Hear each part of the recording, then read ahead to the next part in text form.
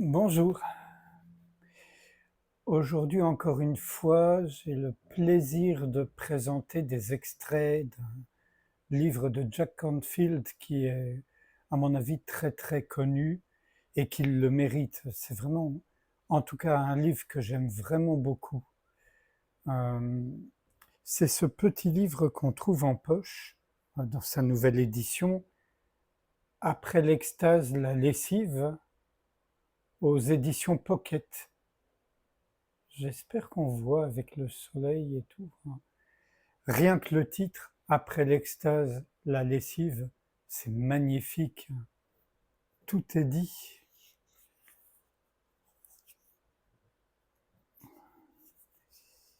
L'éveil existe, on peut s'éveiller.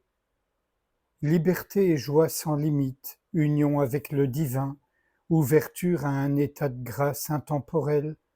Toutes ces expériences sont plus communes qu'on ne le pense, elles ne sont pas si éloignées de nous.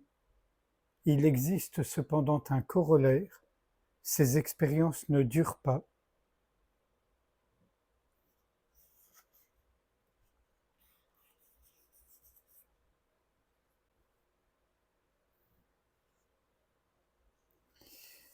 Mon maître Ajahn Chah parle ainsi: si vous n'avez pas pleuré profondément, vous n'avez pas commencé à méditer.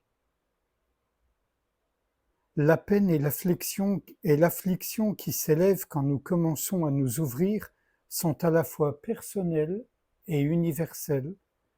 Beaucoup d'enseignants racontent qu'ils ne s'attendaient pas à la venue d'un tel chagrin, mais le cœur a sa propre logique.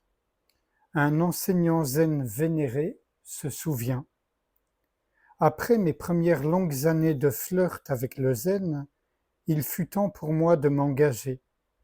Je m'inscrivis à une session hivernale de pratique, 3 mois d'entraînement intensif sans aucune pause.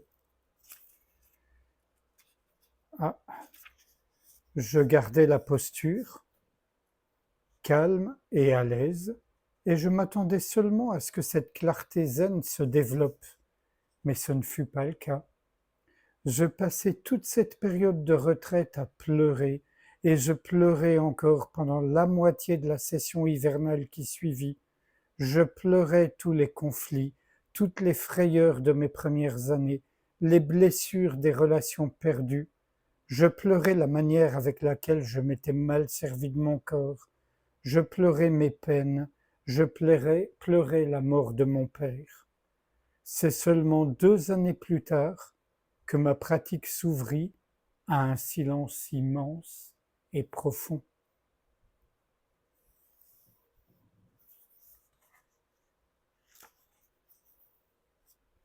On a parfois tendance à oublier cet aspect parce qu'on est dans un moment où beaucoup de gens veulent le bien-être, sont dans un trip de développement personnel et négligent cet aspect des choses. Et chez les non-dualistes, c'est parfois pas mieux parce qu'ils estiment que puisqu'on redécouvre notre véritable nature, ben, il n'y a plus de problème. Certes, dans l'absolu, il n'y a plus de problème, mais l'individu qu'on croit être ou qu'on a cru être, il comporte encore de nombreuses empreintes de ce vécu. Et tant que c'est pas nettoyé, à moins que ça soit nettoyé d'un coup, ça arrive qu'il y ait un éveil si profond qui nettoie tout d'un coup. Mais c'est vraiment rarissime, disons-le. La plupart du temps, il y a encore des tas de résidus qui doivent remonter à la surface, et c'est précisément parce qu'il y a clarté, qu'il y a éveil à ce qu'on est véritablement, que ces résidus peuvent remonter pour être dissous. Et c'est pas qu'ils remontent pour être dissous, c'est que parce qu'ils remontent, ils sont dissous, à condition d'être regardés sans s'impliquer dedans. C'est pour ça que certains pleurent beaucoup ou flippent beaucoup, d'autres moins. Et la pire des choses, ce serait de croire qu'on régresse quand ça nous arrive et d'arrêter notre pratique quelle qu'elle soit. C'est le contraire, c'est parce que ça marche que ça fait ça. Il faut essayer de s'en souvenir dans les moments difficiles. Je redonne la parole à Jacques. Jack. L'esprit humain a pour vraie nature la liberté absolue. C'est une parole de Dogen. Des milliers et des milliers d'étudiants ont pratiqué la méditation et accédé à cette réalisation. Ne mettez pas en doute ces possibilités du fait de la simplicité de la méthode. Si vous ne pouvez trouver la vérité là où vous êtes, où donc pensez-vous la trouver?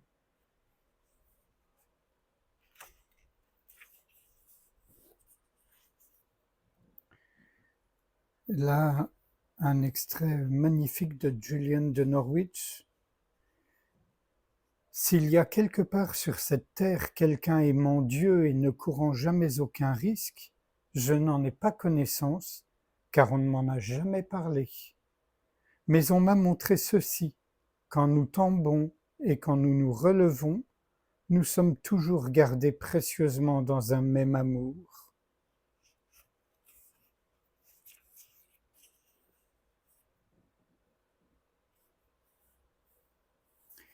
Là, un petit rappel encore de Jack. Pour quasiment tous les pratiquants, peu importe la tradition et la pratique, les phases d'éveil et d'ouverture sont suivies de périodes de peur et d'enfermement. Ces moments de sérénité profonde et d'amour nouveau laissent souvent place à des situations de perte, de fermeture, de peur, de découverte d'une trahison qui à leur tour disparaîtront devant l'équanimité et la joie.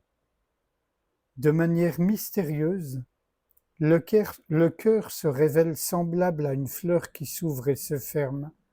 Telle est notre nature. Et un tout dernier extrait, c'est un extrait d'un poète, à mon avis toujours de ce monde, quoique très très vieux, qui s'appelle Gary Snyder. J'en ai déjà parlé quand j'ai fait une vidéo sur Kerouac, parce que Gary Snyder a été un ami proche de Kerouac et aussi son inspirateur par rapport aux philosophies orientales, aux pratiques même. Et il apparaît dans plusieurs des romans de Kerouac, notamment dans Les Vagabonds célestes, où il joue un rôle très important, mais aussi dans Sur la route, pour les amoureux de Kerouac. Le véritable travail consiste à demeurer dans la nature de notre cœur, à arriver à comprendre que nous vivons vraiment ici, que ce continent est réellement celui sur lequel nous sommes et que nos engagements sont là, vis-à-vis de ces montagnes, de ces rivières, de ces zones verdoyantes, de ces créatures. Le véritable travail implique une loyauté qui remonte à des milliards d'années. Notre vrai travail consiste à accepter la citoyenneté de la Terre. Et un très court fragment d'un poème d'E.B. White. Chaque matin, je m'éveille tiraillé entre le désir de sauver le monde et celui de le déguster.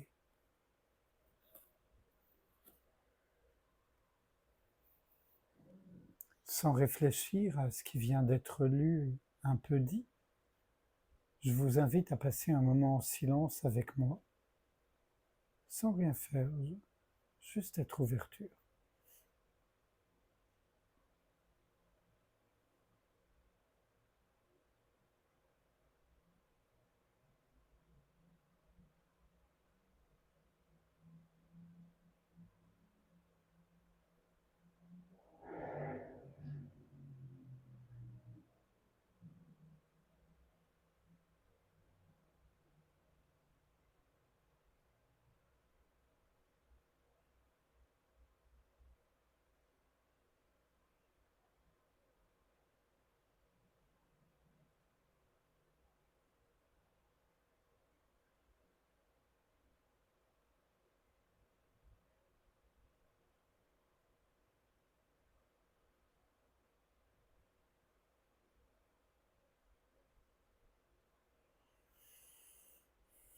Je vous remercie. À bientôt.